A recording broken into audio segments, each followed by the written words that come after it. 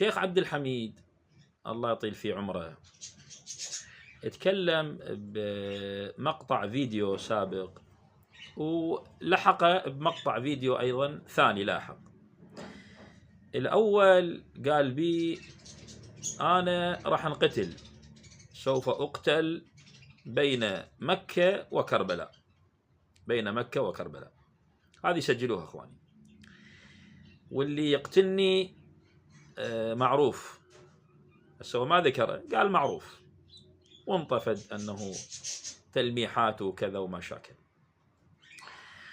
ومن أنقتل لا أنه واحد راح يغسلني، لا يغسلوني ولا يكفنوني ولا أنه يصلون علي ولا يشيعوني ولا أنه راح يصير لي قبر أدفن يعني فيه، حتى قبر ما إلي.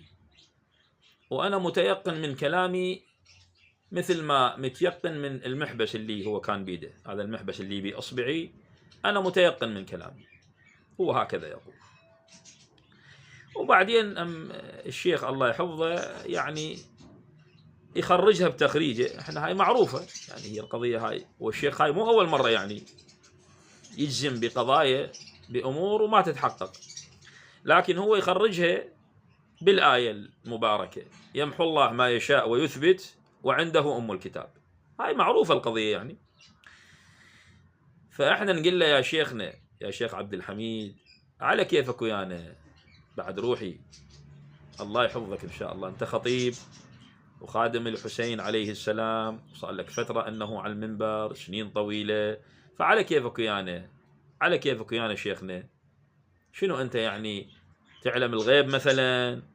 هسه احنا ما نريد أنه نتكلم بكلام وندخل بعض الأمور. أنت تعلم الغيب شيخنا؟ نزل عليك وحي مثلا وقال لك راح تنقتل وكذا وبين مكة وكربلاء؟ وليش بين مكة وكربلاء؟ ومنو اللي يقتلك؟